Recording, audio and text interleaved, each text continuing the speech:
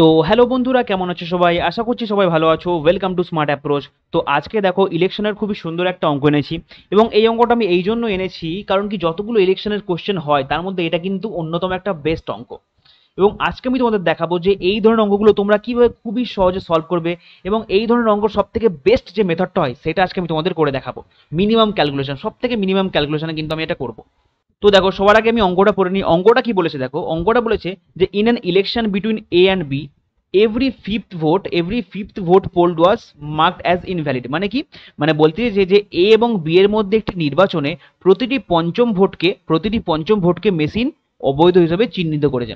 মানে কি প্রত্যেকটা 5টা ভোটের মধ্যে একটা করে ভোট আমার ক্যান্সেল হয়ে যাচ্ছে। বাকি যে ভোটগুলো পড়েছে তার মধ্যে এ 2500 ভোটের ব্যবধানে বা বি এর চেয়ে মোট ভোটের 10% ব্যবধানে জয়লাভ করে। মানে বি যা ভোট পেয়েছে তার থেকে 10% বেশি পেয়েছে, আর 2500 ভোট বেশি পেয়েছে। ঠিক আছে, 10% বা 2500 ভোট এ বেশি পেয়েছে বি এর থেকে। তারপরে নেক্সট সেন্টেন্স কি বলেছে, যদি যদি 90% অবৈধ ভোট বি এর পক্ষে হতো। মানে কি বলেছে, যে যে ভোটগুলো ক্যান্সেল হয়ে যাচ্ছিল, ওই যে তোমরা দেখলে না প্রত্যেকটা 5টা ভোটের মধ্যে একটা করে ভোট ক্যান্সেল হচ্ছিল, ওই যে যে ভোটগুলো ক্যান্সেল হয়ে যাচ্ছে, যে ভোটগুলো ইনভ্যালিড হয়ে যাচ্ছে, সেই ভোটগুলোর মধ্যে যদি 90% ভোট আমার বি পেত, তাহলে বি জিততো না হারতো। ঠিক আছে, তাহলে নির্বাচন কি হতো, নির্বাচনের ফলাফল কি হতো, মানে বি জিততো না হারতো, আর যদি জিততো কত ভোটে জিততো, আর যদি হারতো তাহলে কত ভোটে হারতো সেটা চেয়েছে। ঠিক আছে, অঙ্কটা বুঝতে পেরেছো? এবার অঙ্কটা সলিউশন করানোর আগে আমি তোমাদের দেখাবো যে এইটা টেক্সট বুকের যে সলিউশনটা সেটা একবার তোমরা দেখে নাও। তো এইটা হচ্ছে অঙ্কটা, তোমরা একবার টেক্সট বুকের সলিউশনটা দেখো কতটা লেন্থি করেছে। দেখো অঙ্কটা শুরু হচ্ছে, এই ক্যালকুলেশন থেকে অঙ্কটা শুরু হচ্ছে, এবং এখান থেকে অঙ্কটা শুরু হয়েছে, অঙ্কটা কিন্তু চলছে, কতগুলো ক্যালকুলেশন দেখো ওরা কত কিছু করেছে, কত কিছু করে লাস্ট বেলা দেখো এখানে উত্তর বার করেছে ওরা। তখন বুঝতে পারছো কতটা লেন্থি ওরা করেছে। এটা করতে মিনিমাম তোমার 2 থেকে 3 মিনিট লেগে যাবে, ঠিক আছে, তারও বেশি লাগতে পারে।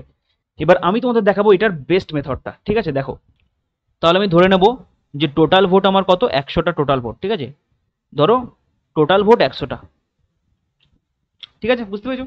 এবার কি বলেছে দেখো, প্রতিটি পঞ্চম ভোটকে মেশিন অবৈধ হিসেবে চিহ্নিত করেছে। মানে কি বলতে চেয়েছে, মানে প্রত্যেকটা 5টা ভোটের মধ্যে একটা করে ভোট আমার ক্যান্সেল হয়ে যাচ্ছে। তাহলে এটাকেই যদি আমি অঙ্কের ভাষায় লিখি তাহলে আমি কিভাবে লিখবো, তাহলে লিখবো কি 1/5, তাই না? মানে প্রত্যেকটা 5টা ভোটের মধ্যে একটা করে ভোট আমার ক্যান্সেল হয়ে যাচ্ছে।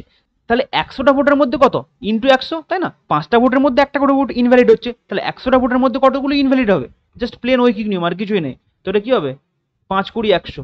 তো আমি দেখতে পাচ্ছি 100টা ভোটের মধ্যে আমার 20টা ভোট কি হয়েছে, ইনভ্যালিড হয়ে গেছে, তাই না? 20টা ভোট আমার ইনভ্যালিড হয়েছে, বুঝতে পারলে? টোটাল ভোট আমার 100টা, তার মধ্যে 20টা ভোট আমার ইনভ্যালিড হয়ে গেছে। তাহলে ভ্যালিড ভোট কত, ভ্যালিড ভোট কত, ভ্যালিড ভোট 80টা, তাই না? মানে 80টা ভোট আমার মোট পড়েছে। এবার কি বলেছে দেখো, বলেছে বাকি যে ভোটগুলো পড়ে আছে তার মধ্যে কি হয়েছে, আমরা এই 2500 টাকায় ব্যবহার করবো না। কেন ব্যবহার করবো না, কারণ আমার উত্তর দেখো পার্সেন্টে চেয়েছে, তাহলে এই 2500 টাকা আমরা ব্যবহার করবোই না গো। আমরা চাইবো যে মিনিমাম ক্যালকুলেশন অঙ্কটাকে শেষ করতে, তাই না? তাহলে কি বলেছে, যে এ দেখো বি এর চেয়ে 10% ভোট বেশি পেয়েছে। মানে কি, আমরা টোটাল ভোট তো 100% ধরেছিলাম, 10% বেশি পেয়েছে মানে 10টা ভোট বেশি পেয়েছে। তাহলে এই 80 ভোটটাকে আমরা এমন দুটো ভাগে ভাগ করবো যাতে এদের মধ্যে ব্যবধান কত হয়, 10। তাহলে কি আমি লিখতে পারি যে এ পেয়েছে 45টা ভোট এবং বি পেয়েছে 35টা ভোট। দেখো, তাই না? দেখো তাহলে যোগ করলে কত, 80 হচ্ছে, আর এদের বিয়োগফল কত, 10। তার মানে কি এ দেখো বি এর থেকে 10টা ভোট বেশি পেয়েছে।